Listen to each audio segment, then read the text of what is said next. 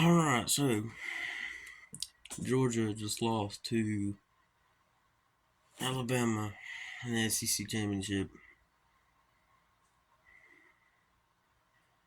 That was one of the most heartbreaking losses I've ever seen. It was worse than the championship back in 2018, I think it was.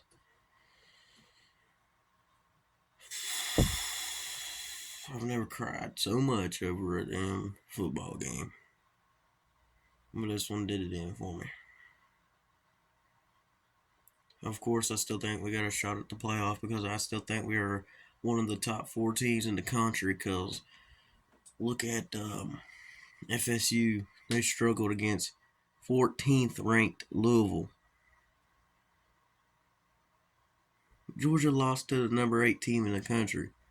Probably should have been ranked higher. And you're going to tell me that you're going to knock off the number 1 team in the country down out of the playoff? I don't think that's really how that works. You know, as we got the Falcons hat on today, we're also going to talk about Atlanta.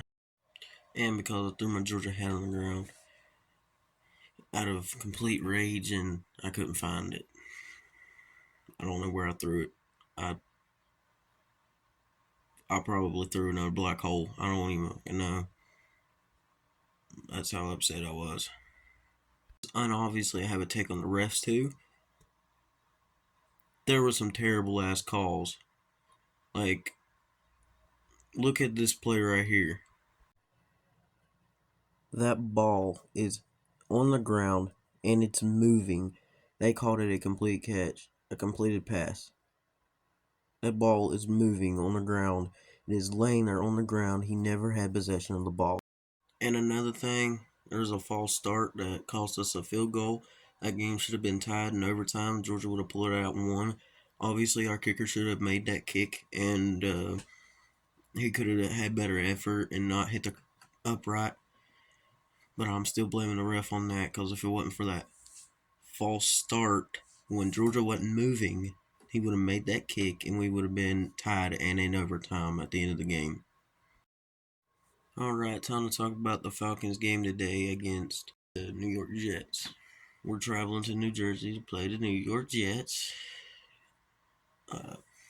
Desmond Ritter's still a starter. Bijan Robinson probably going to get the ball a lot more after his performance and last week against the Saints. Beat them 24-14 or 24-15.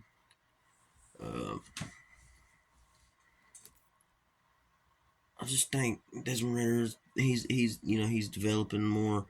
Bijan Robinson, he's getting a lot more playing time, and the more playing time he gets, the better he gets. So I just don't see Atlanta losing tomorrow. I see Atlanta winning the South, going in, and making the playoff. Of course, obviously, if they win the South, they make the playoffs. But depending on who we play, we might make it to the NFC Championship. I know for a fact we're clinched for a wild card. There's no way that we don't.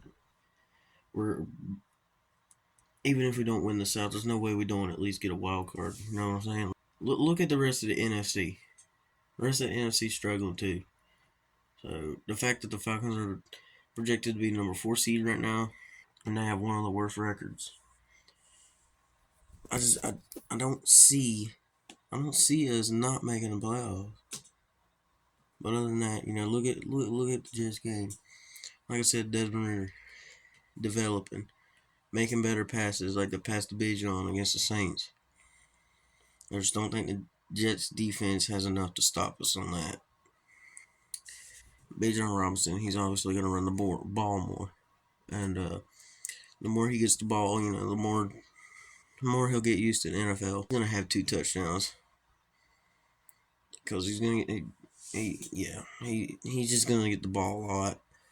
I say he's probably going to carry the ball like 22 times. He's going to have 2 touchdowns for like maybe 105 yards. Desmond Ridder, a prediction for him, he's going to throw a touchdown. And he's going to have over 200 yards through the air. Probably throwing about 16 times. I don't think we're going to pass the ball as much as we will run the ball. Anyways, my prediction for this game, Falcons 24, Jets 20. That's gonna be the end of my prediction. If you liked it, leave a like, subscribe, and I'll see you in the next one. Peace out.